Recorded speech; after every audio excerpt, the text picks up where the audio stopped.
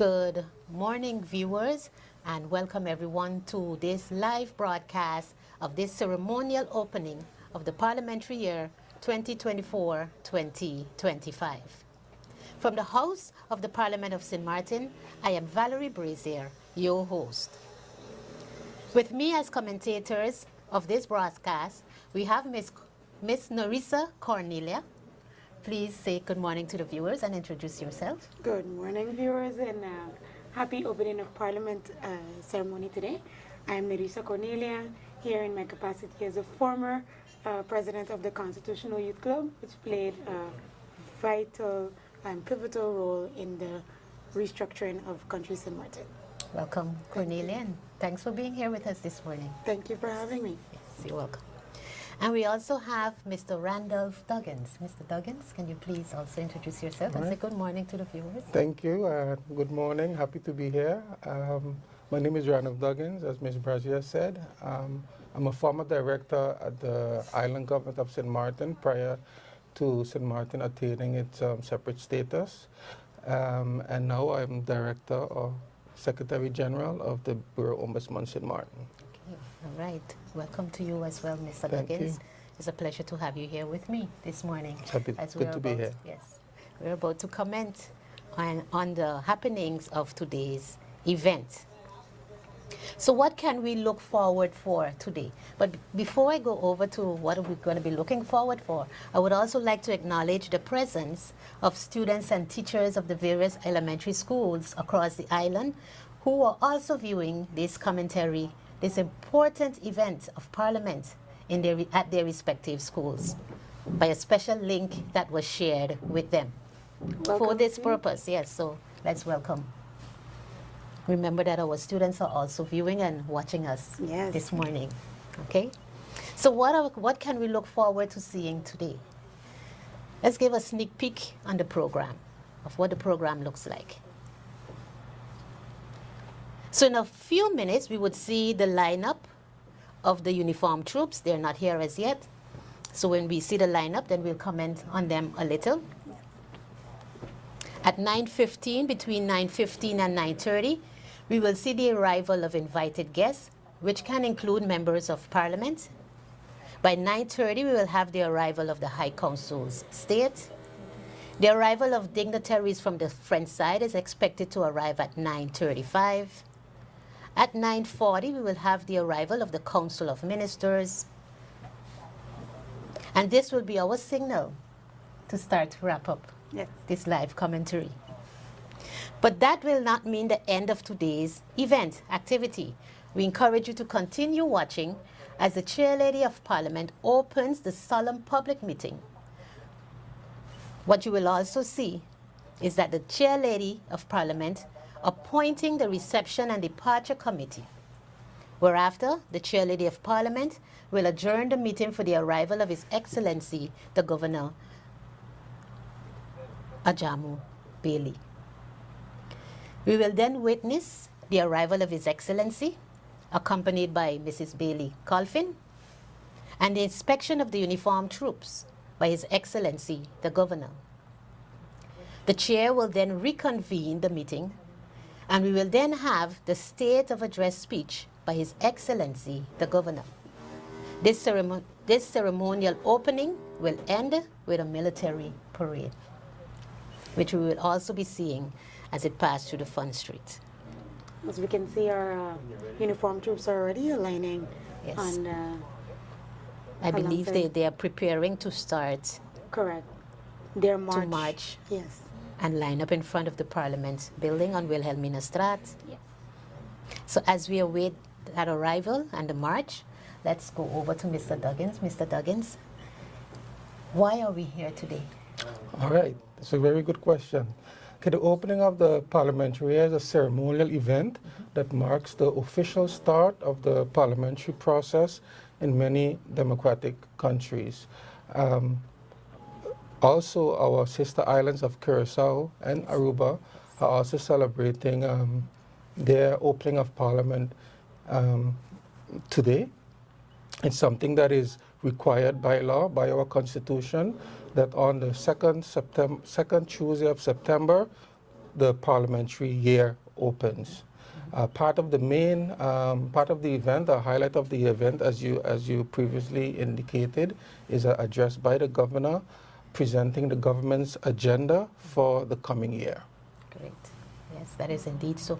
And are there any historical significance that we should bear in mind as we go through today? Well, first, perhaps we should the date of September. It is established in our constitution. As I said, that is the second Tuesday of September. In the Netherlands, which is we are part of the Kingdom of the Netherlands, it's actually the third Tuesday in September. So actually next week. And the significance of the time of the year, September, it is actually the intention as a start debating of the parliament, of the budget of the following year, which is 2025. So that is the indication of the governor's address. And so the date itself have different meanings. First, it's symbolic, so it shows the functioning of our democracy. Secondly, it shows public accountability, and by publicly announcing the government's plan for the coming year, Parliament can then hold government responsible for the people's business. And the people as well, because the public is viewing and can see what are the government's plan for the coming year. I like that you mentioned that. So on that note, Mr. Duggins, can you briefly explain the role of Parliament in the trias politicas? Yes, okay, so we have a parliamentary democracy, and our system of government is based on the trias politica. Now, it is commonly known as a separation of powers. This means that government is divided in three branches. So you have the legislative branch, which is Parliament, which we are sitting right here in the House of Parliament as we speak.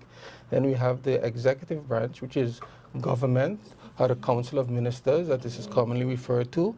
And lastly, we have the judiciary, which are the judges. Now, government approves the laws, and the executive branch government, the Council of Ministers, administers the laws, and the judiciary, who are the judges, they interpret the laws in the event of disputes. So when persons go to court and there are disputes, then the judges interprets the laws and gives a verdict. So that's, in a nutshell, that is the role of the trias politica, and where Parliament, the responsibility of Parliament. And again, let me indicate that all of the three branches have its separate responsibilities, as I outlined, are all and are independent from each other. Great. And maybe as we watch the guests arrive and comment on them, maybe we can elaborate a little more as we see each guest, the various guests arriving. Indeed, and we've just seen actually the parade left the Willard Miller Street, and they're coming up now. So I believe they left close to the church. Yes, they're gonna. So that's the church there on the corner. Right. And I believe they left the church. They went through the alley, and they will come up Front Street, and then come down on Willard Miller Street. Yes. So that's what's about to happen. That's what's about to happen. As we wait for them to arrive, Mr. Duggins, we often hear that St. Martin is unique, as it is the only territory in the Dutch Caribbean that has a constitutional court. Oh, before we go over to that, we see the Honorable Member of Parliament. Yes, Melissa Gomes arriving. And MP Gomes is also the second Vice Chair of Parliament. Yes. Here we have the uniformed troops with the Royal Dutch Marines at the helm, coming down on Front Street. Yes.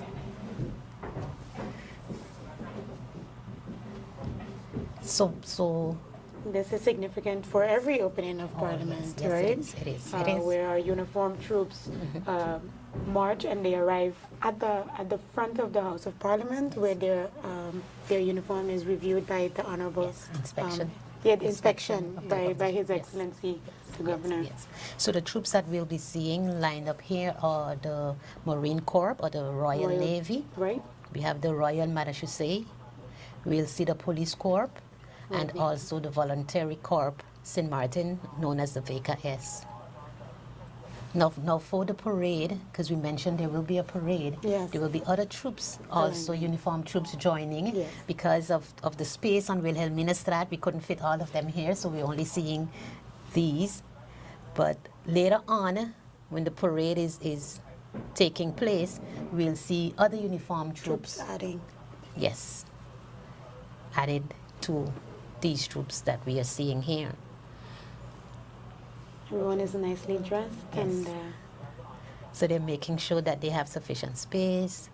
They want to make sure that everything is in order for the inspection. right, They're lined up in accordance to their ranks. their ranks. Yes. Yes. And as Mr. Duggins mentioned, that's the Trias Politicas also showing Yes, yes, how yes, yes. our defense is taking. Correct. Great. Great. Awesome. As we await the further guests, Mr. Duggins, you were mentioning. Yes, indeed. You mentioned that St. Martin is unique within the Kingdom of the Netherlands with a constitutional court. The constitutional court is actually linked to the office of the ombudsman, and what the constitutional court does, it reviews laws that seem to be in conflict with the Constitution. And the task of the Ombudsman is to review these new laws that are passed by Parliament, signed into law by the government, again showing the different roles of the branches of government. So Parliament passes the law, government signs the law into existence. But before the laws go into effect, new laws, the Ombudsman can challenge the law if it seems to be in conflict with the Constitution. St. Martin is very unique, as you mentioned, because there are no other countries within the Kingdom of the Netherlands that has this responsibility. While there have been discussions ongoing that Curaçao, Aruba also start a constitutional court, and even the Netherlands, as it is presently constructed in their constitution, it is forbidden for constitutional review, but there have been discussions that there's a possibility that this will change in the future. So indeed, we are unique here on St. Martin. Definitely. I have a question. Before we go Yes. over into that, we just witnessed the welcoming of the Secretary Generals of the Okay. Government, and I'm sure we'll be seeing Of the ministries? the Yes. various ministries, the 7 ministries of Yes. government. Great. And I would like to quote them in order as long as when they come up. When they come I will up. definitely Yes. be able to do so. But sorry to have That's okay. interrupted. So they're busy lining up? Right, they're Right, busy okay. lining up. So they're about to walk in. So as they walk in, we'll comment on that. We'll go back to that. But in the meantime, Mr. Duggins, as we're waiting, Yes, so my question was, have we ever had such a situation where the ombudsman, yes, we have had on 3 separate occasions. We have had 3 laws that were passed have been challenged by the Ombudsman in the Constitutional Court. The first was the Penal Code, I believe it was in 2013. The second and the most significant of those was the National Ordinance of the Integrity Chamber, which was presented to the court, and the law was entirely annulled for substantive as well as procedural reasons. We'll also mention the role of another High Council of State, which is the Council of Advice, that plays a pivotal role, who is the main advisor for government when it comes to national ordinances. And per our Constitution, all laws must be sent to the Council of Advice for advice. And in the verdict regarding the Integrity Chamber, it was established, and that was the main reason why the law was annulled. It's because the critical changes were made to the law, and the Council of Advice was not consulted. So that is the reason why the law was annulled procedurally. But in addition to that, there were many substantive reasons that we won't get into today that were also not in accordance with our Constitution. And it was also for that reason that the law was completely annulled by the court. And in the verdict, the court gave indications what needed to be adjusted in the new law, which was ultimately presented because we have an integrity chamber today. Yes.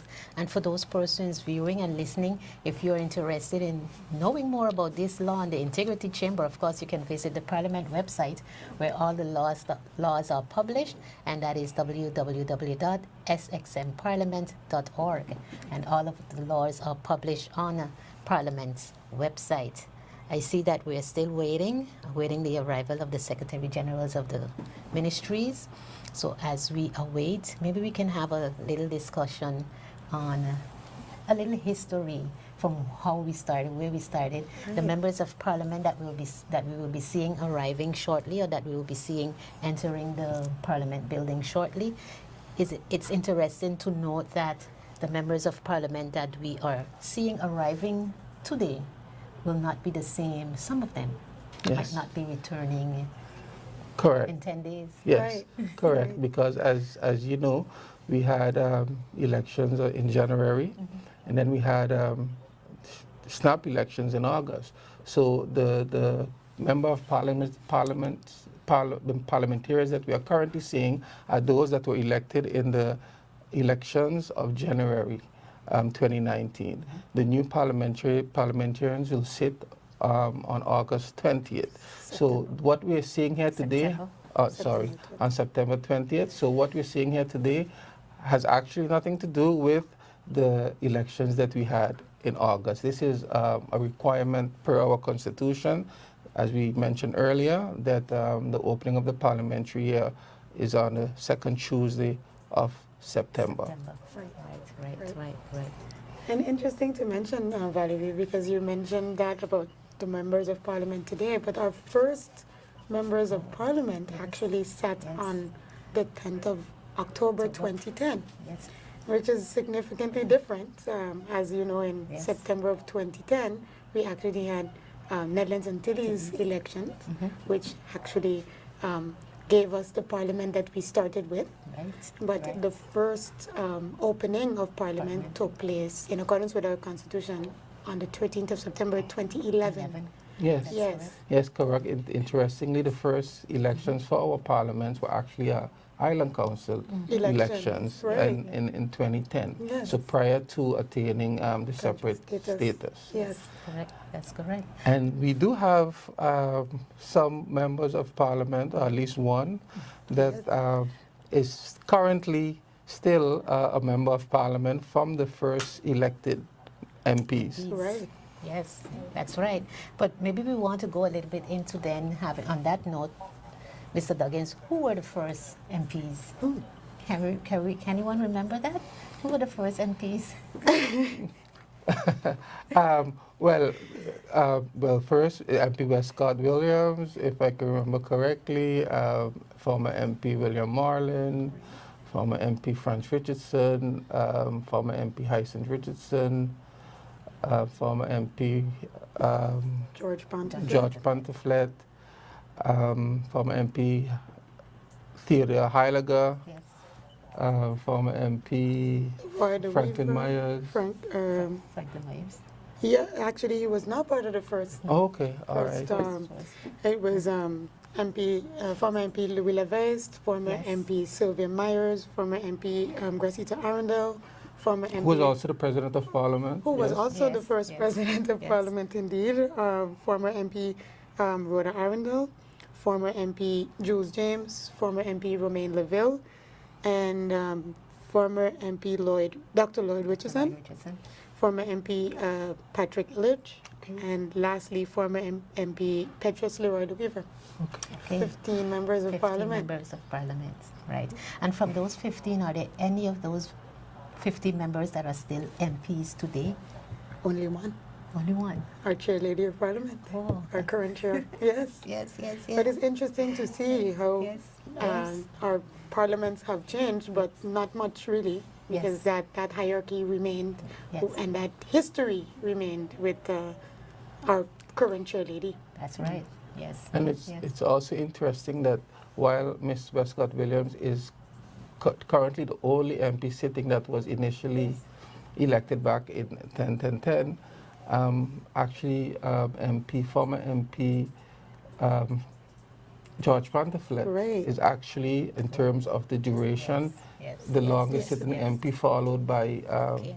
former I see MP Hyacinth some. Williams, Right. see. Hyacinth Richardson. Right. Okay, if we look at the screen, Miss We Cornelia, have I see we have the some. Honorable Member of Parliament, Yes. Mr. Omar Otley, Yes. and the Chairman of the SER, Social recently Economic appointed, Council. Social Economic yeah. Council, Mr. Harlech Duran, and right thereafter, Mr. The Secretary Gerard General. Richardson, who is the Secretary General of the Social Economic Yes. Council. Correct.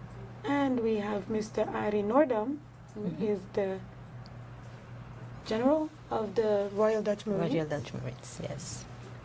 and is Nicely decked out in his very nice uniform. in his uniform. Yes.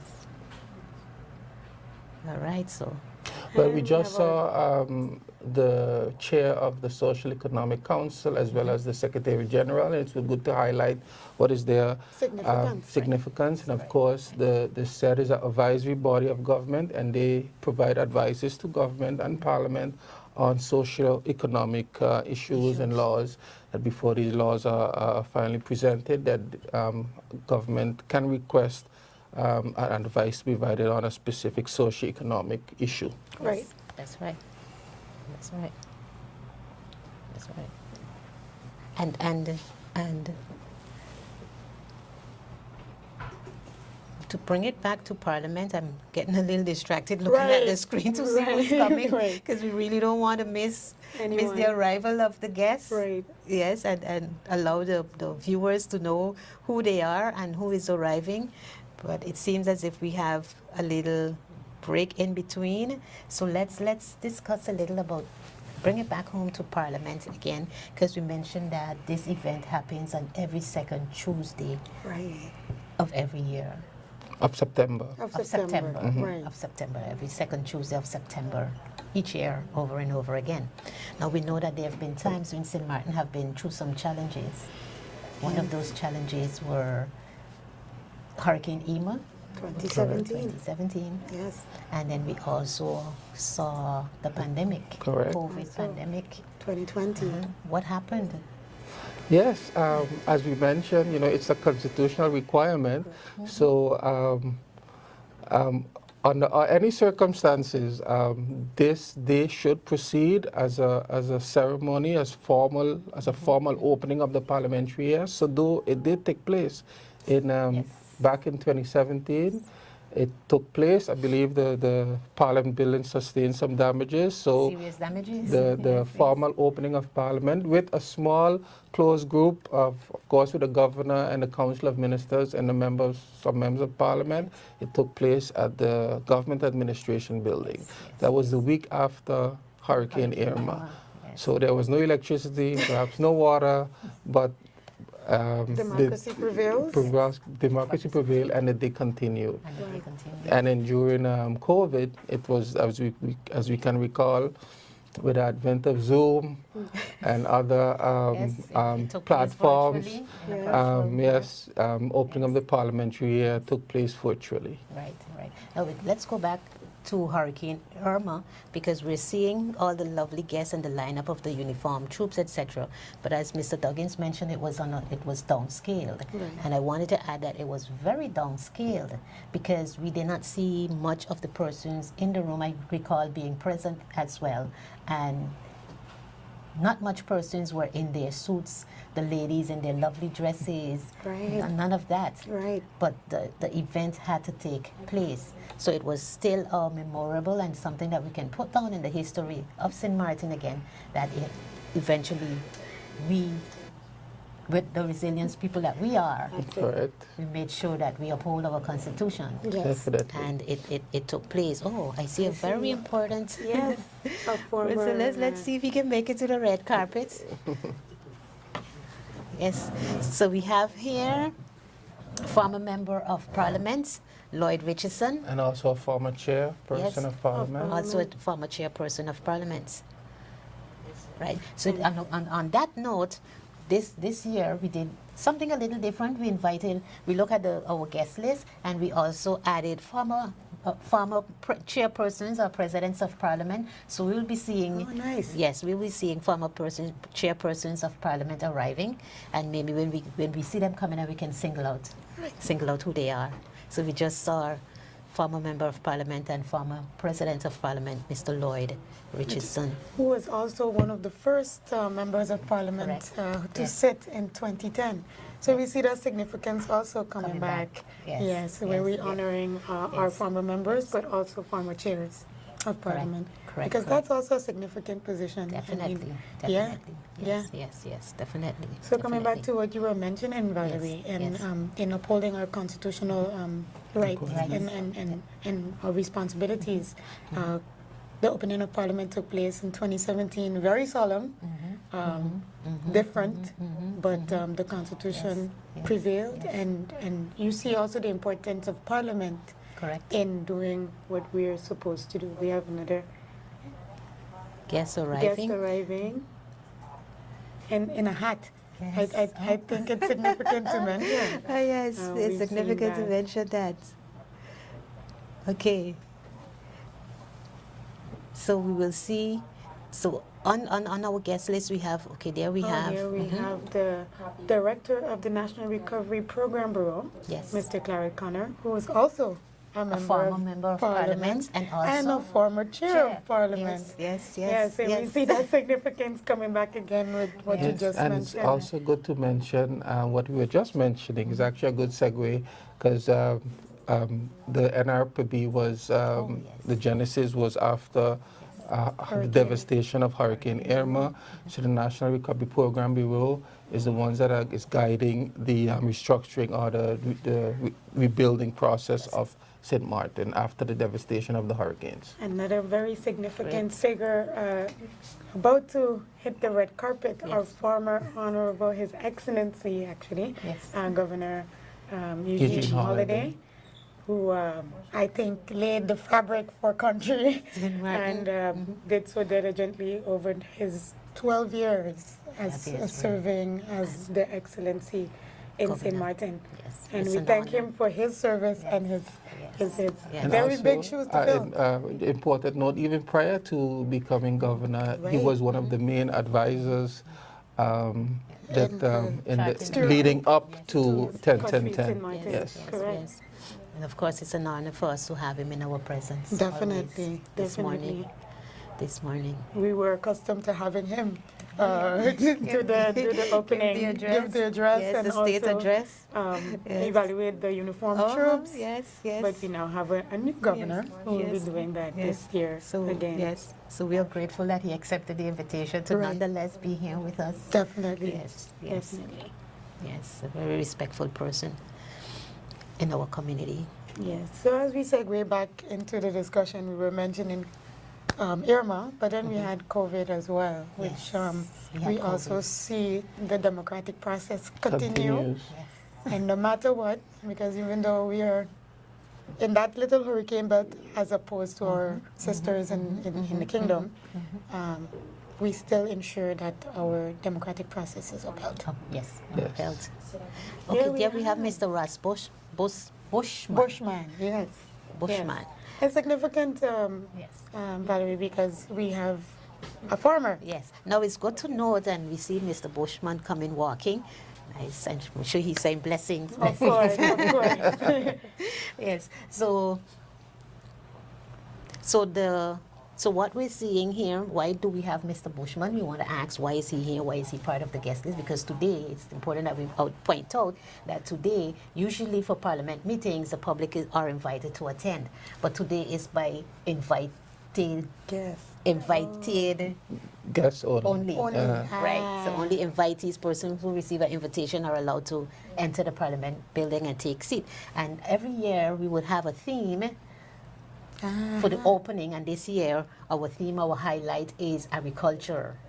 Okay. Yes, and the Okay. importance of keeping our agriculture. So we have invited a couple of farmers who will also be receiving special recognition from the chair lady. Lovely. Yes, later on today. So that is why we saw Mr. Bushman, and we'll see other farmers arriving.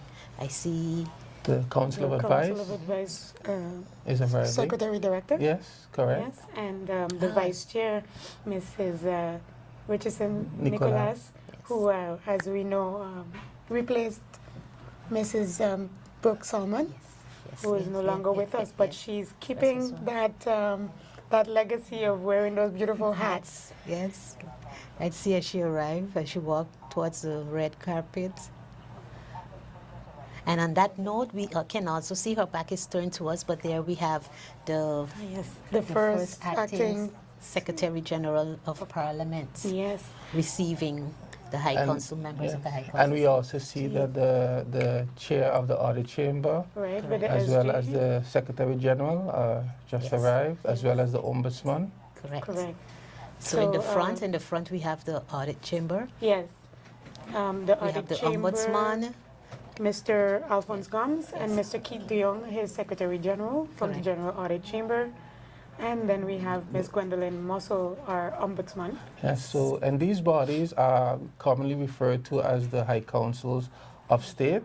Right. And what their main task is they assist Parliament in their supervisory role of government. So in the case of the Ombudsman, who's working all the way in the back, they investigate complaints of the public against government. The audit chamber investigates whether our government is spending our finances wisely. And as I mentioned previously, the Council of Advice provide advices to legislations. Okay, I see we have here also President Mussington, Yes. President of the collectivity Yes, of the right. French Saint Martin, And he's arriving, accompanied by his entourage. protocol officer. Right. Yes. Okay. And that shows that Collaboration. collaboration between the two sides, where Yes. we support them and they support us in our Correct, functioning, correct. but also that cultural Yes. openness of being together. Being together. One island. One One island, island. correct. Yes. Yes, Mr. Mussington. Great. As we await the additional members, Mr. Duggins, you were mentioning that significance of the high councils, and I think it's very educationally informative to our students who are watching with us. That significance of the high councils should be maybe further Yeah, expounded. so as I mentioned, they each have their own separate responsibilities. Before we go over, We yes. go over to Ms. Richelda Emmanuel, who is the Secretary of the Court, Correct. and she has a representative of the court with her. Yes. Yeah, so as I was mentioned, they play a pivotal role in our democracy, and supporting Parliament in their supervisory role. And these institutions are independent. It is President. confirmed in our Constitution. We Right. just saw the president of chairlady the of chair lady, Parliament. President of Parliament arriving. Okay. MP Westcott Love Williams in a Yes. beautiful floral dress, and of course, she also is wearing a hat. Yes. Which she quite she Often does, yes. Quite often she And, wears her and hat. before we get sidetracked again, the hat significance, I really want to mention it because Sure. culturally speaking, we don't normally have it, but on the opening of Parliament Day since 1977, we've seen it around the kingdom, where it's Yes. Yes, So we and- see arriving MP La Cruz. La Cruz. And the special representative of GB. NVGEBE, Mr. Troy Washington. So the acting director, I coming believe. in, yes. There we go. So yes, as I was mentioning with the hat significance, since 1977, in the kingdom, it's known to see that uptick of the hat wearing on the opening of Parliament Day. Not necessarily on other occasions, but significantly for the opening of Parliament. And before on St. Martin, we didn't see so many ladies wearing the hats, but today, almost the majority of them that pass Yeah, they're wearing are hats. wearing a hat. Yeah. Is wearing a hat. So that's good to know. That's good to point out, Narissa. Thanks for sharing that. Definitely. Yes. So there we see our uniformed troops. Eagerly awaiting the arrival of our guests. Yes. So as we continue to await the arrival of another guest, I see a white vehicle, so that's probably means The some. Honorable Minister of Vromi, Yes. Mr. Patrice Gums, Yes. who's taking the red carpet. And I see also the Integrity Chamber right Correct. behind him, the Correct. director, and the president. Yes. Director and the president. I'm sure they're allowing them to stand on the side a while so that they can take their walk on the red carpet. Right. Here we have Ms. Sharna Pompier, the director Yes. of the Integrity Chamber, Yes. and Mr. Rick Bergman, who is the president of the Integrity Chamber. Okay. And of course, the task of the Integrity Chamber is to advise government on integrity issues and also to investigate integrity breaches within government or government bodies. Right. Yes. And right behind them, I see the Honorable Minister of Finance. Yes, I'm Ms. sure. Marinka Gams. I believe why they're putting them on the side because the Yeah. Council of Ministers usually walks in They together. arrive together. Okay, this is also French dignitary. yes, it's So this a- is a representative of the cabinet of the prefecture. Prefecture, Yes, correct, the prefecture yes. was unable to attend this time. He sent his excuses, but he did send a representative from his cabinet. Yes. Lovely. So I believe the ministers are waiting the arrival of the other ministers because they usually come in together Right. as the body. Right. Council of Ministers. And see the Honorable Minister of Justice and the Acting Honorable Minister of Education, Culture, Youth, and Sport. As well as the Mr. Minister of Finance is Yes. already there. Yes, correct. Ms. Marinka Gams. She's joined the Honorable Minister of Romy. This thing everybody know. This thing all gonna come. Yes. This is here. We eagerly await the arrival of the following members of the Council of Ministers. Mhm. There we have the Honorable Minister of VSR, Yes. also wearing a hat, Veronica Ms. Janssen. Veronica Janssen Webster. Webster. Okay. Okay. So after the entrance of the Council of Ministers, where we see the arrival of the Council of Ministers, we have another member Another of Parliament arriving, Yes, Ms. Roseberg. Ms. In her hat. Roseberg. MP Roseberg. And then we have the Honorable Minister of TI, Ms. Grisha Heliga Martin, also joining the council. Yes. So as we see the Council of Ministers preparing to make their entrance, that will bring us close to the end of our commentary Right. remarks for today.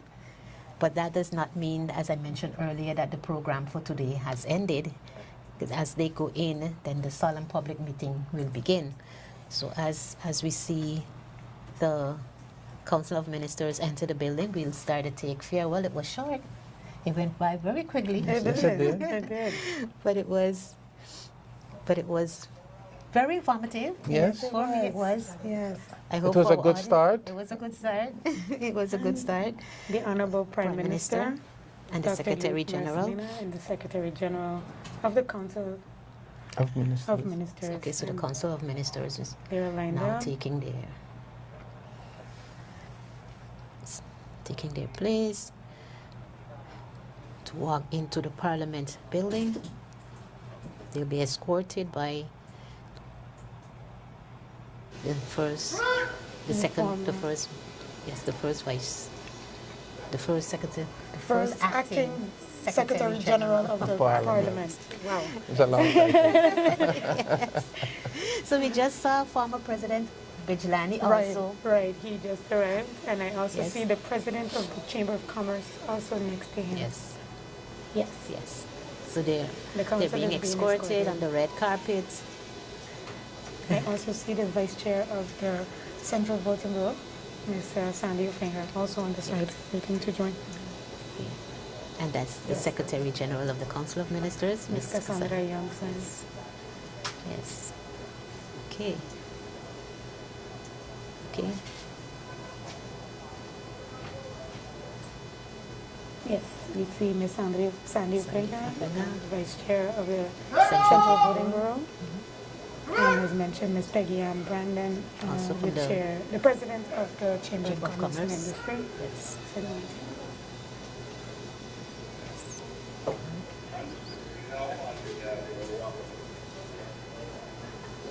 Okay. Yes. So as they prepare to walk in, I think it's important to ensure because Mr. Duggins also need to take his place Yes, correct. as an invited guest Yes. in the meeting hall. We don't want to have him miss the opening by the President of Parliament. So there we have Ms. Ms. Peggy Peggy, Ann Ms. and Ms. Ofringa. Ofringa. And before Okay. we close, oh, here we have the director Oh, of the Central yes. Bank of Curacao and St. Martin St. Martin joining Of the St. office, Martin yes. of St. office, Martin correct? office, Ms. Raquel Lofowang. No, for one, yes. Awesome. Yes. All right. Yes. So within And short, Honorable yes. MP Irian at the back, waiting to join the ranks as well. Okay, great. And MP Duran will Join also him. join in and take his seat as a member of parliament Right. in the meeting hall. Yes. And with that, I'd like to thank you, Valerie, for the opportunity for being here with you today. Well, I want to thank you, Narissa, for taking the challenge and accepting to be here with me, and of course, Mr. Duggins Yes, also. it was my honor, and I enjoy doing it. I think these exercises are good, and it's something that we should consider for the future. Definitely, we'll continue to consider this. This was a start. It was the first time that we did this, and it was a very interesting discussion. Yes, it was, and we would also like to express words of thanks, much gratitude to Mr. Eugene, former Governor Dr. Andis Eugene Holiday, for his assistance and generosity in providing the outline of today's discussion. So definitely we have to outline our former governor, Mr. Holiday. And also we want to thank the tech team and DCOM and their entirety for helping us to make this possible. Yes, indeed. The technical team and other staff of Parliament. So those that have decorated the room for us and make sure that we were well served, right, and comfortable here this morning. And of course, we also want to thank the Secretary General of Parliament, Mr. Garrick Richardson, for allowing and approving this to happen. And I'm sure we'll get his approval to continue with it going forward. And then finally, I also want to thank you, the viewers, for being active, for being an active audience. We encourage you to continue viewing the live coverage of this ceremonial opening of the parliamentary year 2024-2025. I am your host. I was your host for today, Miss Valerie Brazier, and it was a pleasure commenting to you. We now go over to the meeting hall.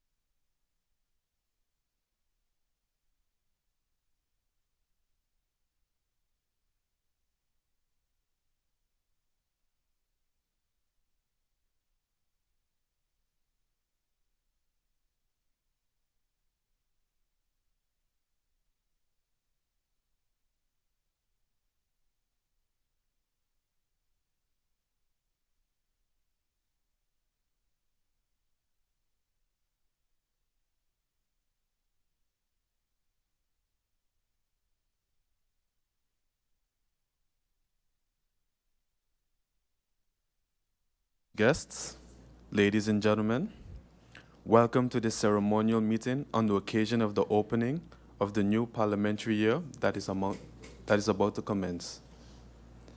Allow me to make some announcements to ensure an orderly exit from the hall by all present when the meeting is closed. Right before the ending of the meeting, His Excellency the Governor and his entourage will be escorted by the reception and departure committee to the conference room. Upon the return of the committee to the hall, the President of Parliament will close the meeting. The President of Parliament and the Prime Minister will then leave the hall, accompanied by the Secretary General of Parliament and the Secretary General of the Council of Ministers, to join His Excellency in the conference room. This will be followed by the dignitaries representing the French side of the island. After that, the members of Parliament, ministers, and the remainder of the guests will leave the hall to make their way to the Saraswati Square to view the parade. After viewing the parade, all dignitaries and guests will have a brief moment to interact with the elementary school students before proceeding to the reception venue via the Saraswati Square and the boardwalk. Thank you.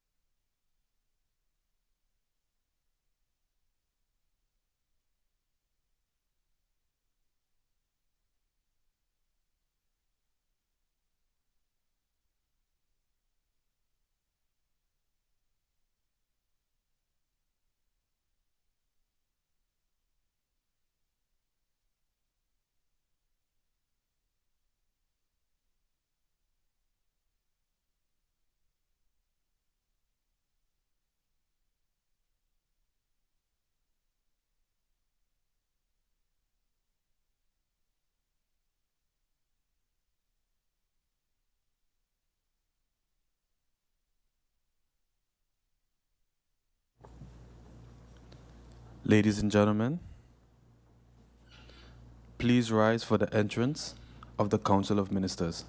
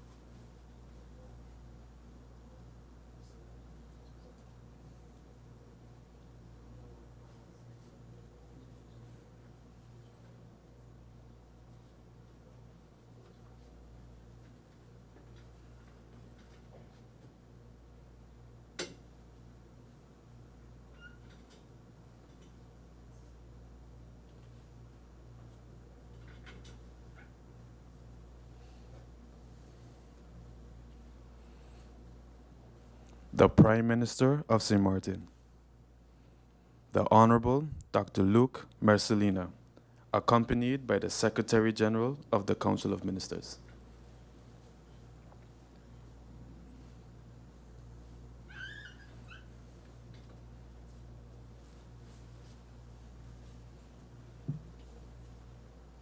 Ladies and gentlemen, please remain standing for the entrance of the President of Parliament. The President of Parliament, the Honorable Sarah Westcott Williams.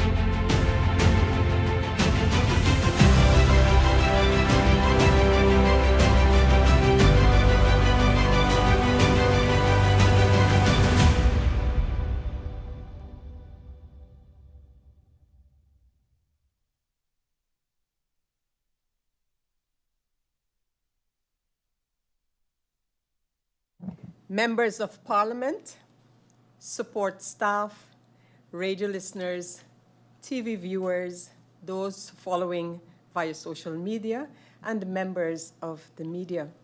We have established a quorum of 13 members, and I wish to open this solemn meeting, which has been convened to open the parliamentary year 2024-2025 as prescribed by our Constitution in Article 46, Paragraph 2, which states that the parliamentary year begins on the second Tuesday of September with a speech by or on behalf of the governor of the policies of the government in a meeting convened to that end by Parliament. I invite all to stand for a moment of silence.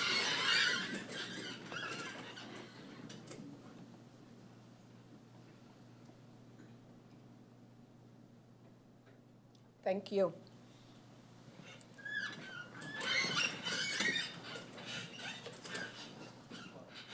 I have received notice of absence from the Member of Parliament MP Christophe Emmanuel.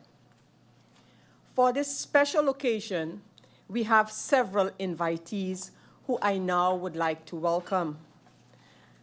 The honorable members of Parliament, the honorable ministers of the Council of Ministers, the honorable Vice President of the Court of Justice, the honorable President of the Collectivité of Saint-Martin, the Vice Chair Lady of the Council of Advice, Chairman of the General Audit Chamber, the Ombudsman, Chairperson of the Social Economic Council, President of the Integrity Chamber, Vice Chair Lady of the Central Voting Bureau, Chairperson of the Corporate Governance Council, Chief Public Prosecutor, Secretary General of the Council of Ministers, Secretary General of the Courts, Secretary Director of the Council of Advice, Secretary General of the General Audit Chamber, Secretary General of the Ombudsman, Secretary General of the Social Economic Council,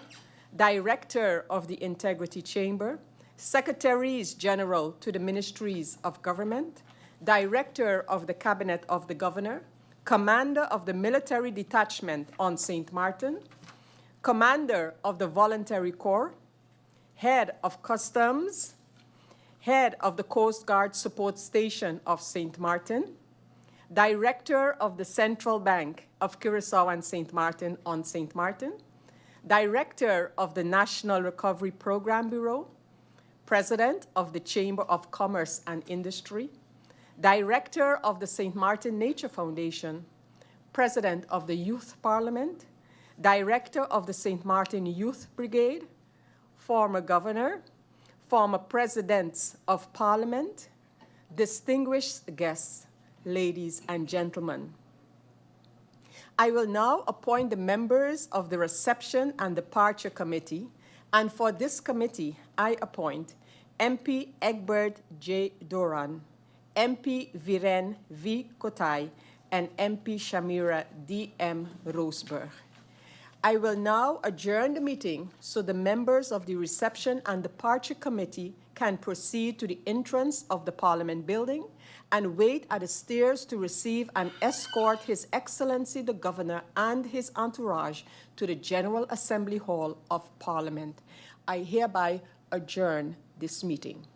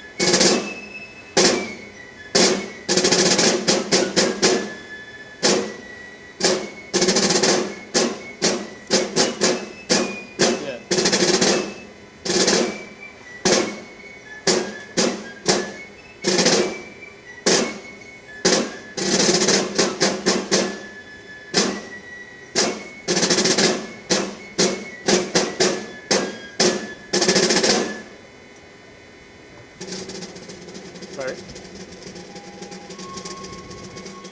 Okay, wait a minute. Let me move. Let me move.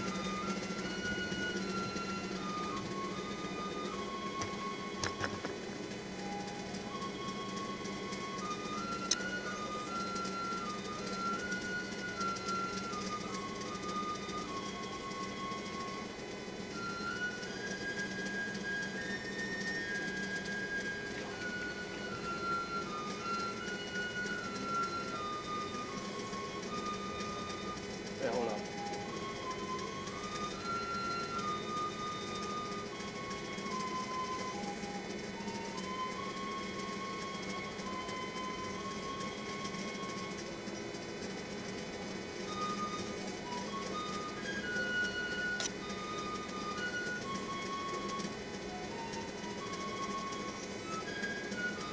Yeah, yeah.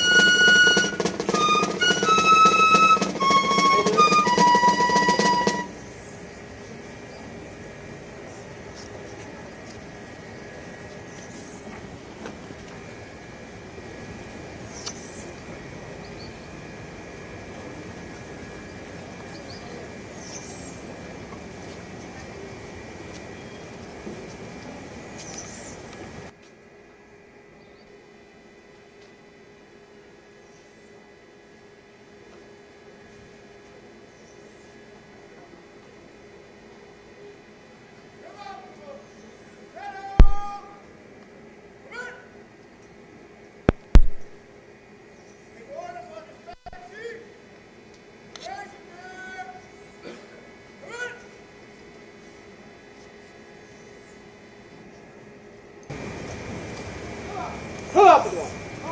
Hold. Hey!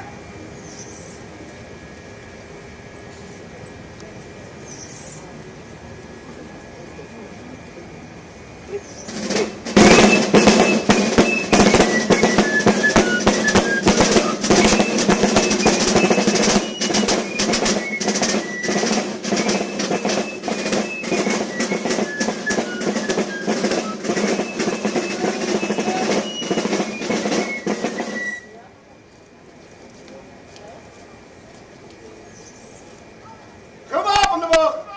Set off. Come on.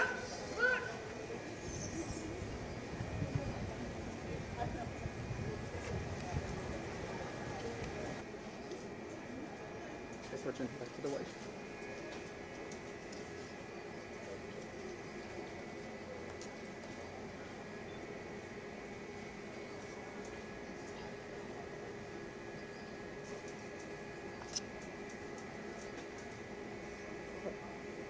Yeah. Hold on, I'm planning on switch to Larry.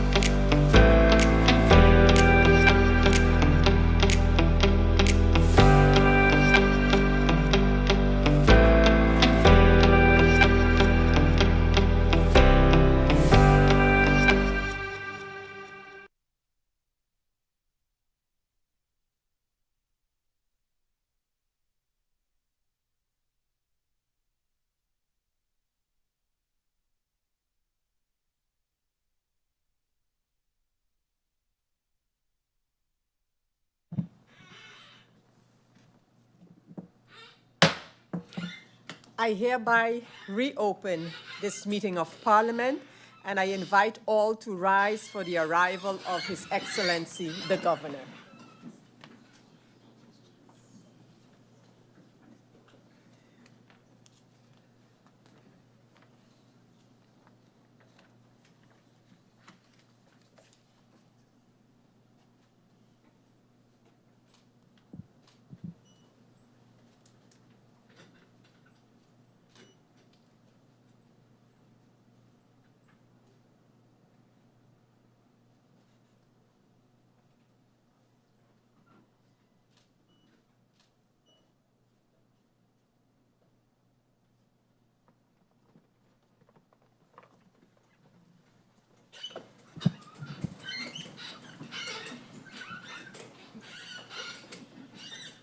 I welcome His Excellency, the Governor, and his entourage to this solemn meeting, which has been convened to open this new parliamentary year with a speech by His Excellency, the Governor, on the policies of government for this new year.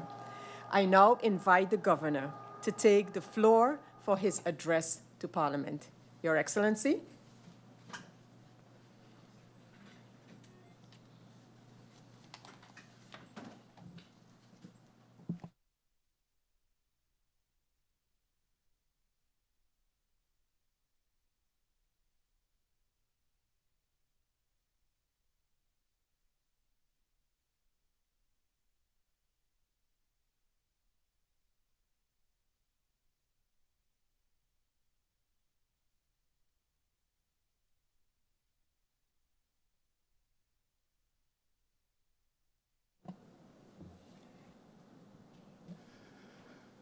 Madam Chairlady, Members of Parliament,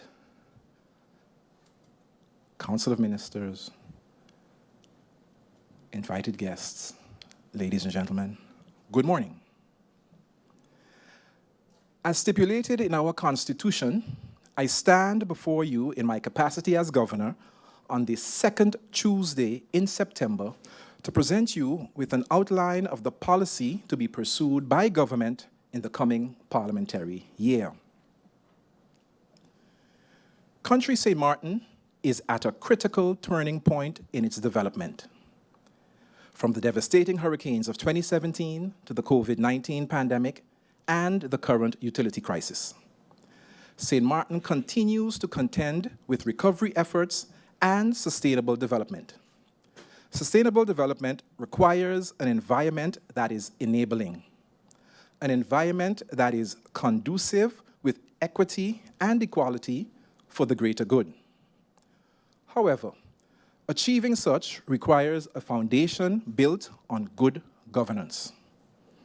Good governance embodies an effective and efficient government. This embodiment is dependent on adequate coordination, collaboration, and cooperation between ministries and between ministries and the Council of Ministers. Considering that this is a complex relationship governed by procedures for collaboration to facilitate the management and communication of the entire public administration, as such, effective interministerial coordination and cooperation is seen as key in governing, as a collapse of internal governance structures results in maladministration. Currently, government's administration, whether in policy formation or operations, is compartmentalized or siloed, which limits the level of coordination and cooperation needed for strategic planning and decision-making. This should not be the case, especially as government struggles with the lack of capacity and resources, as well as the ongoing developmental challenges. The baseline study of the public administration identifies conformity as the main issue. As the procedures, rules, and regulations are in place, conformity issues are related to the fact that an integrated public administration working to implement unity of government policy is largely absent.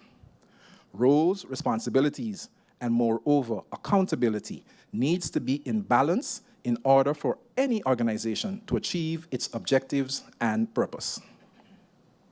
Currently, the work focus and use of resources is to maintain recurrent operational tasks.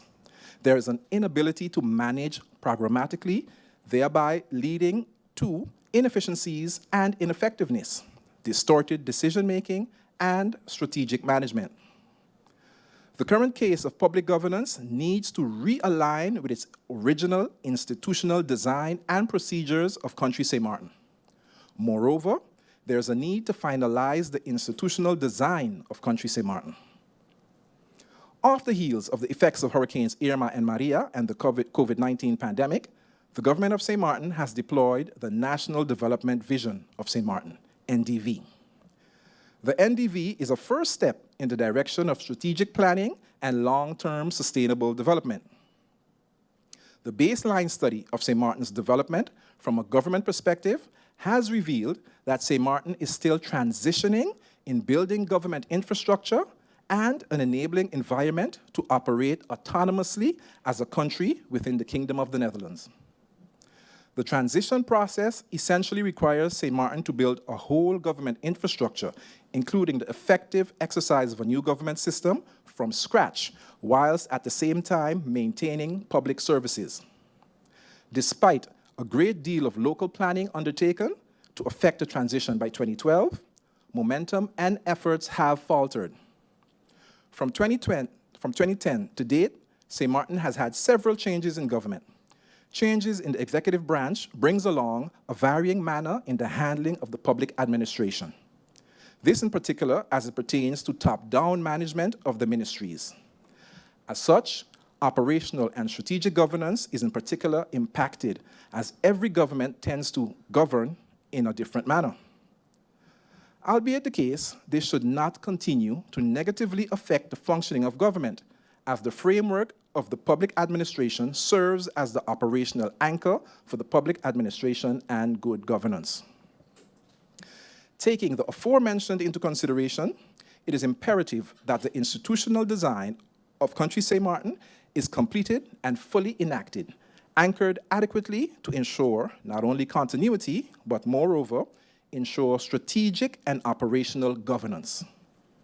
Change in the executive branch should not equate to the complete and continuous disruption of the public administration, as processes, rules, and regulations remain in place. To effectuate such, currently under development are a series of instruments and initiatives that will support a whole government approach to high-level management. The objective of this approach is to streamline efforts and resources, anchor high-level management, enhance integration of efforts, and establish a knowledge-based public service. These 4 instruments and initiatives are: 1, strengthening strategic and operational performance through management platforms, the SG and policy platform. These 2 platforms form an integral part of coordination and collaboration within the public administration, with as objective safeguarding the uniformity, interministerial coordination, and cooperation to ensure integration and unity. This requires political maturity. Political maturity to complete the institutional design of Country St. Martin and implement accountability and transparency. But moreover, political maturity to understand the role of government in governing for the future, the long-term future. 2, enhancing donor relations through a funding desk, the special envoy, and the hub. St. Martin is eligible for a range of funding. However, accessibility to funding is not the challenge. The challenge lies more in the areas of governance, project development writing and management, implementation, monitoring, and evaluation. Exacerbating the aforementioned is the lack of adequate financial management and having annual audited accounts to secure donor funding. Therefore, to support the communities of St. Martin in the area of donor relations, a funding desk is being developed that will provide not only insight into funding streams and requirements, but also support varying aspects surrounding requests for funding, such as providing trainings and review of aspects related to governance. Government has also decided to make use of the special envoy The special envoy will serve as a direct partner in the identifying, lobbying, and securing donor funding for St. Martin. In addition to the aforementioned, is the pilot project funded through the Resembid program and implemented by Expertise France, better known as the Hub. The Hub is a facility that will support the overseas countries and territories, OCTs, in pursuing development financing.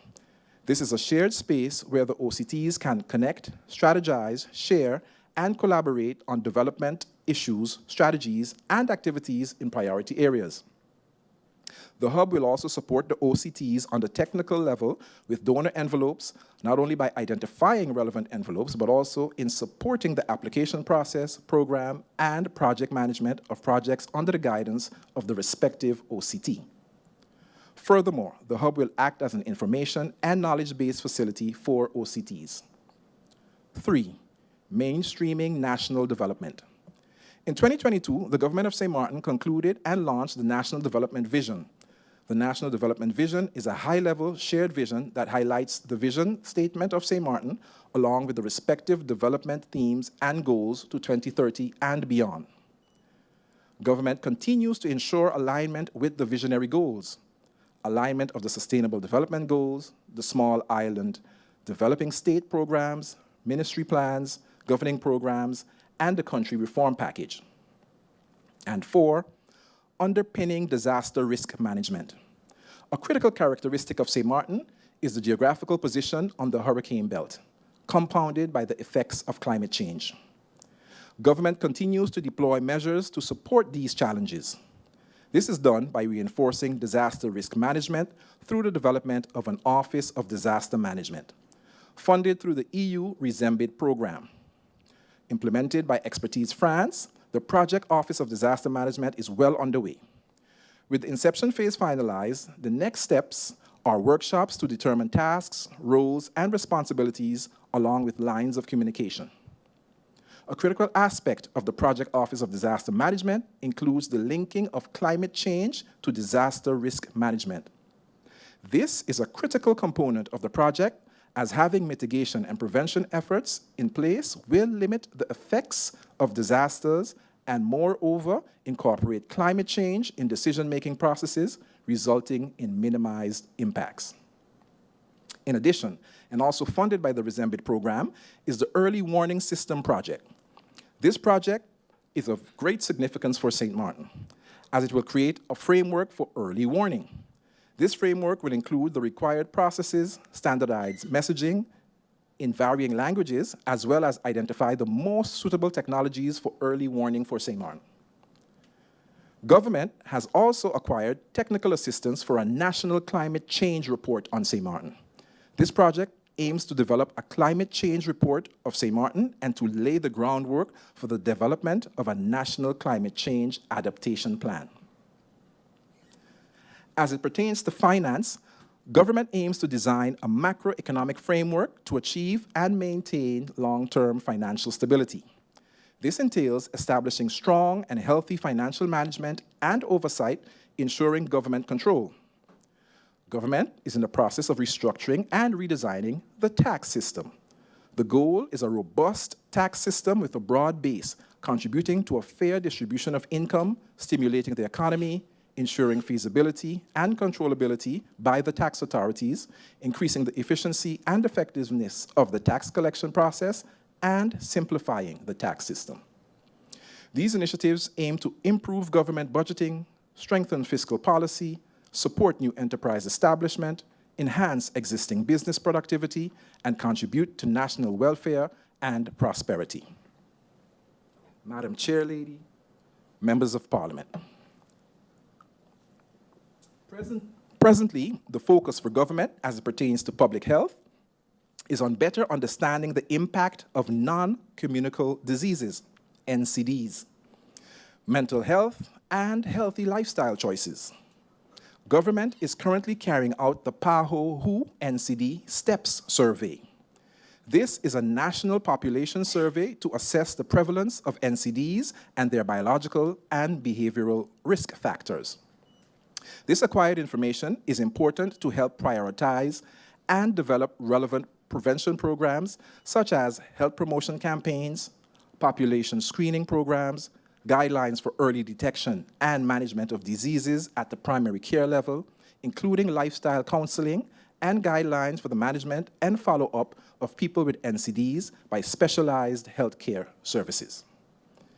Given the issues surrounding mental health, government has continued to prioritize the appropriate steps needed to execute the necessary improvements to support the mental health sector in St. Martin.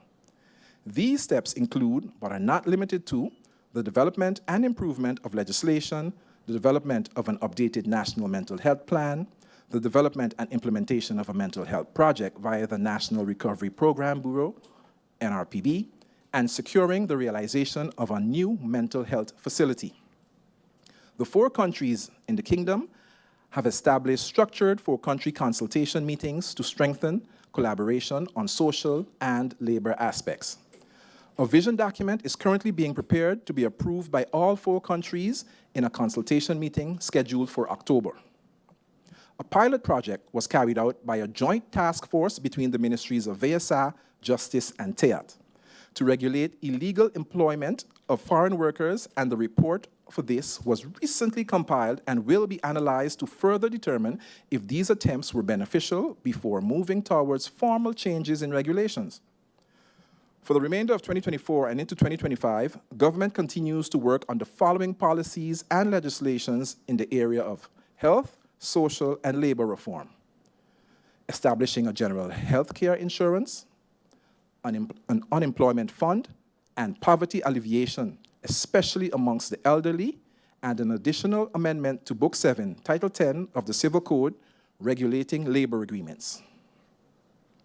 Government is working to establish a sustainable solid waste management system across the island, with the ultimate goal of creating a waste authority responsible for all waste management activities, including setting tariffs and fees. A budget proposal for 2025-2027 is being developed along with a scenario analysis model to determine the waste authority's revenue needs beyond 2028.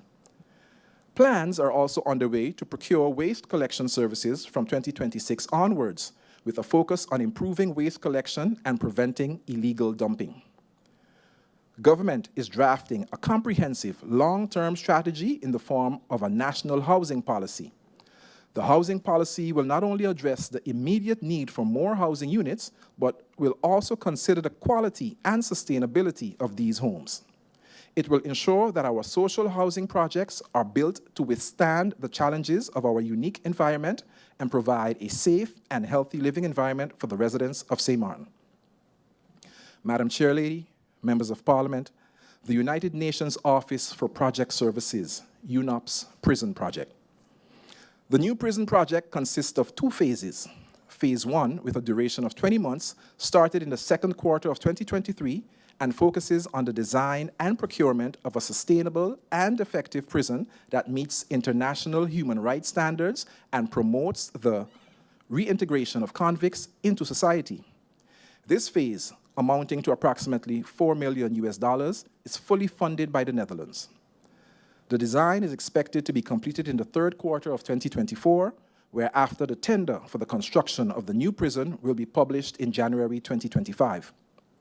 Phase 2 of the project includes the construction of a sustainable and effective prison that ensures adequate, safe, and humane detention. Currently, the total cost of construction of the new prison has been estimated at $51.6 million.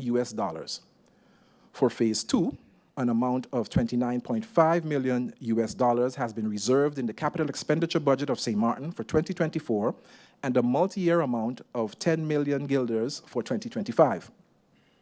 The Netherlands has made an amount of 20 million euros available for Phase 1 and 2 of the project. The new prison will be completed in 2028.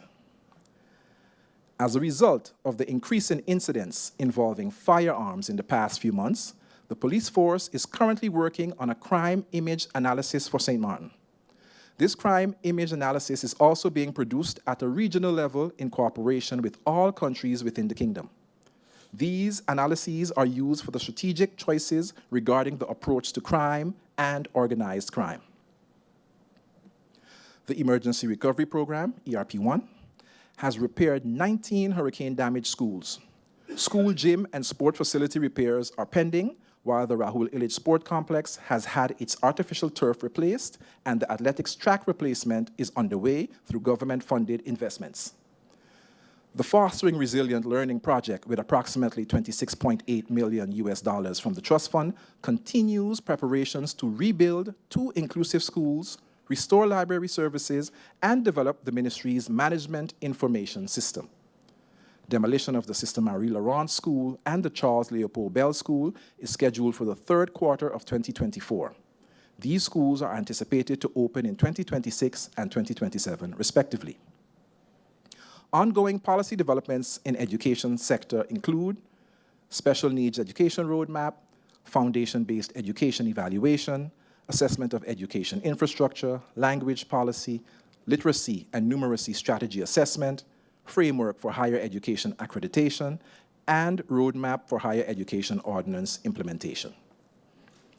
Efforts continue to develop policies for tangible and intangible cultural heritage, aiming for a UNESCO reporting point and co-ratification of the Underwater Heritage Treaty. The Business Outreach and Placement Program, BOP, provides youth with labor market skills.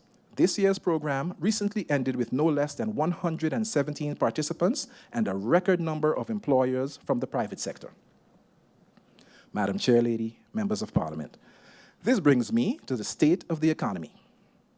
St. Martin has shown a robust post-pandemic recovery, driven by stayover tourism and construction. GDP growth is forecasted at 4.3% for 2024, showcasing levels back to normalcy. This growth has been bolstered by accelerated reconstruction activities, supported by significant disbursements from the Trust Fund, new construction via private investments, and by an increase in stayover tourism. Inflation in St. Martin is projected to increase slightly, primarily influenced by global trends, particularly from our main trade partner, the United States. The unemployment rate is forecasted at 5.4% in 2024. This is down from 7.6% in 2021. Stayover arrivals are anticipated in 2024 to be 400,000, approximately a 10 to 15% increase of arrivals in comparison to 2023, and drawing us closer to our figures pre-Irma and Maria. In 2024, we expect 1.4 million cruise passengers. Cruise arrivals have taken a few years to recover, and by extension, increase in passenger arrivals as well. However, we do anticipate further growth this year and by extension in 2025, especially after the FCCA conference that is planned to take place here in October 2024. Efforts of getting the marketplace reconstruction completed is also imperative for the industry, alongside beautification and revitalization of Phillipsburg, to ensure economic activity remains and passenger experience is enhanced to build loyalty. With the aim of improvement of the economic and investment climate, projects are about to start, in particular to address the legislative concerns to ensure that doing business in St. Martin can be made easier.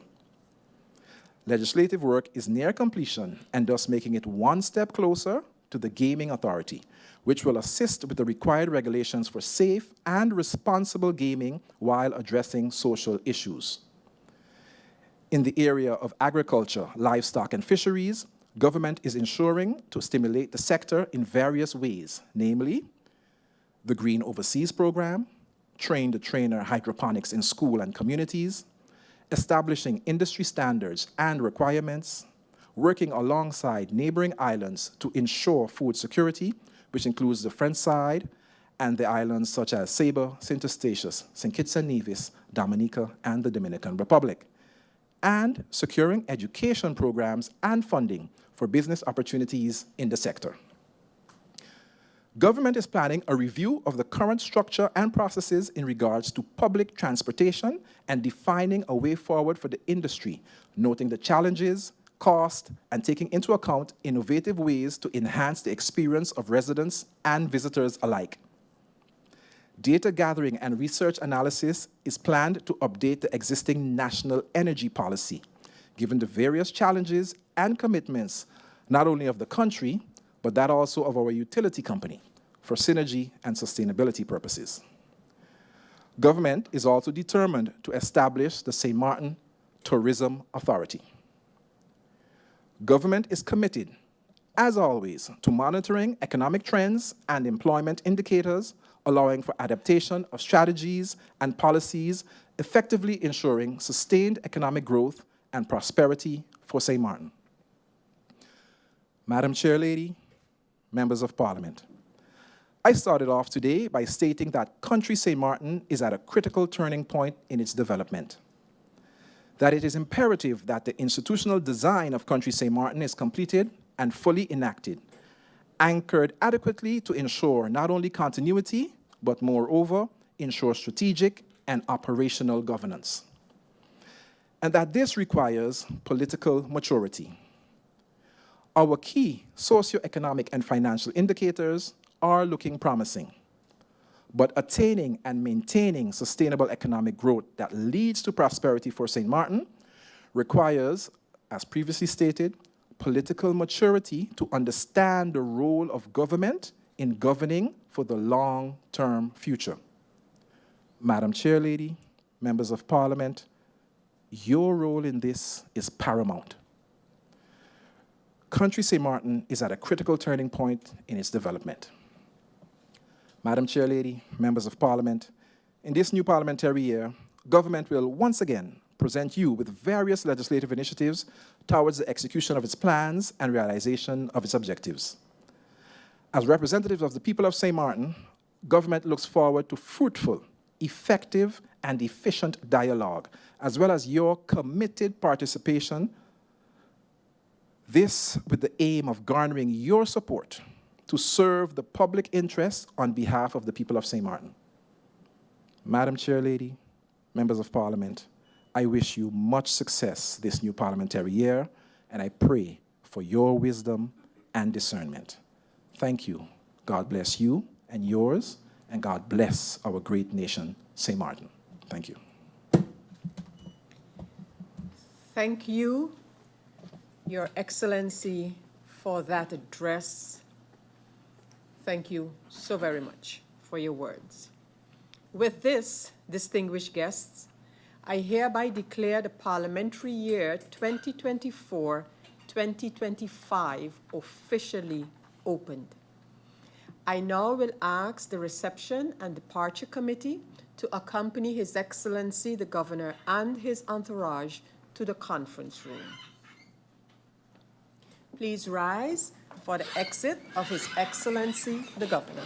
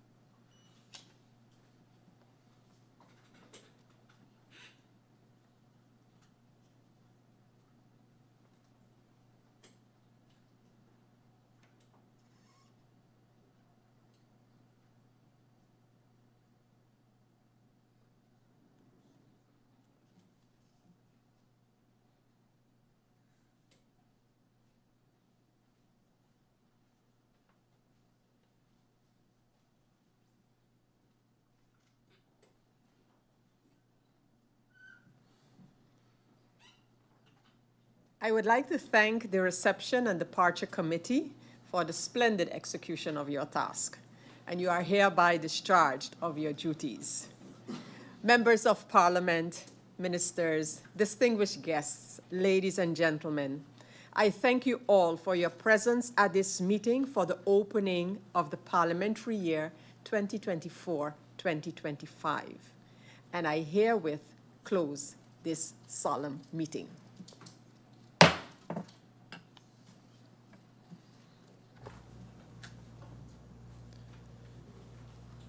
Ladies and gentlemen, please remain seated as the President of Parliament and the Prime Minister, accompanied by the Secretary General of Parliament and the Secretary General of the Council of Ministers, exit the hall.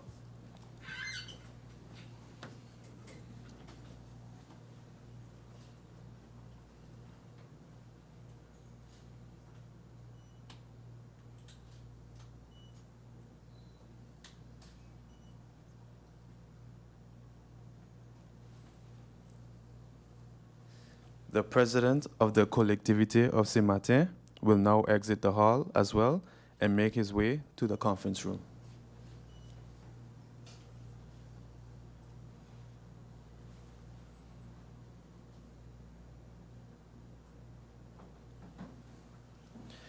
Before I continue, allow me to remind you that after viewing the parade, all dignitaries and guests will have a brief moment to interact with the elementary school students before proceeding to the reception venue via the Saraswati Square and the boardwalk. I would now like to invite the members of Parliament to leave the hall.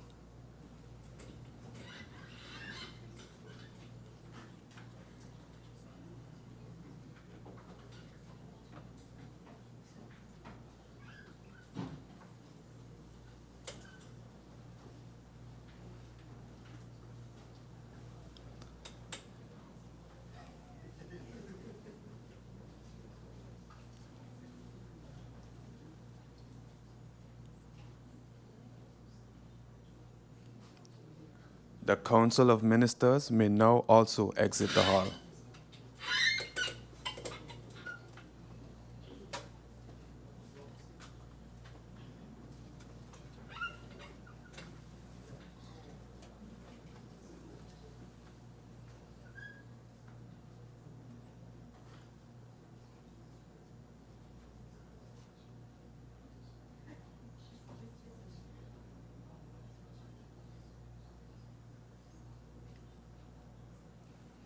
Ladies and gentlemen, thank you for your patience. You may now also exit the hall to make your way outside the building to view the parade. Please follow the directions of the staff of the Secretariat of Parliament, who will guide you to the Saraswati Square. Thank you.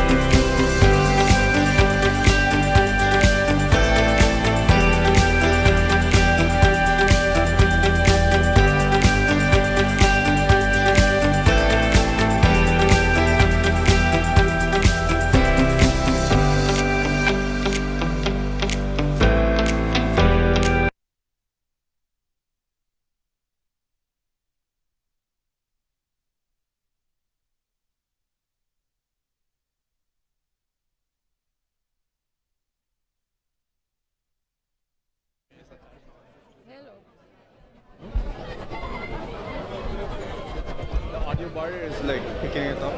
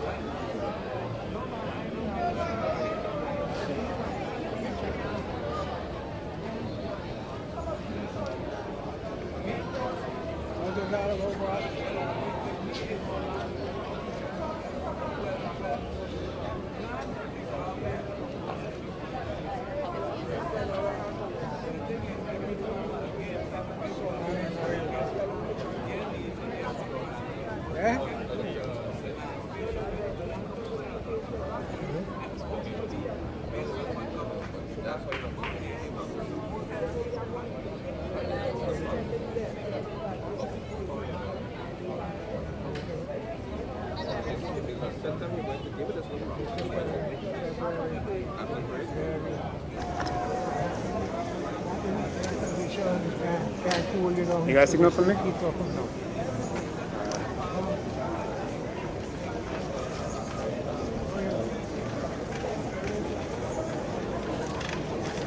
Yeah. Give me a second.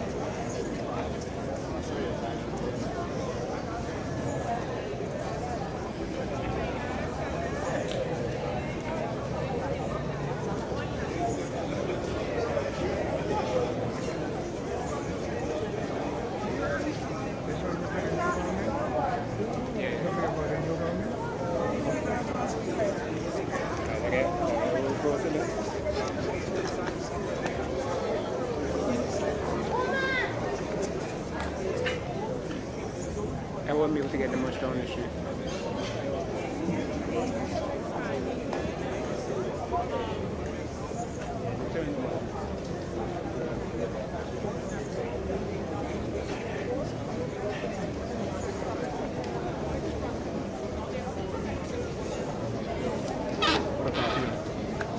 Again, shots from under the tent.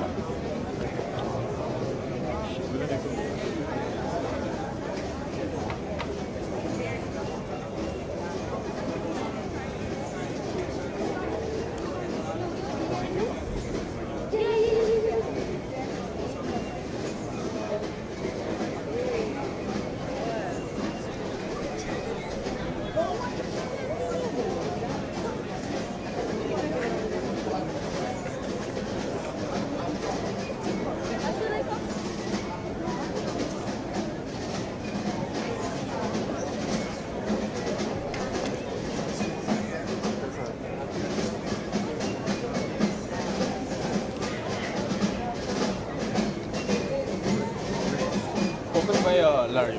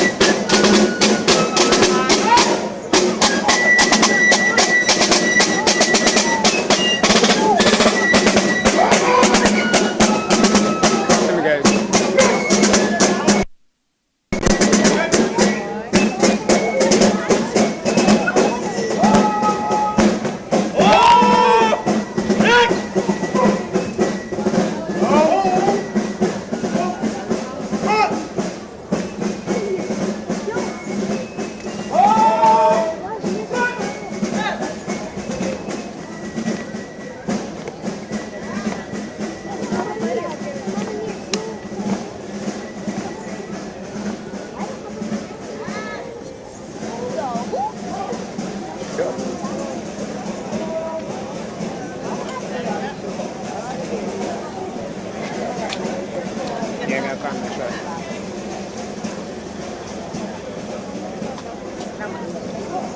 Yeah, we got people.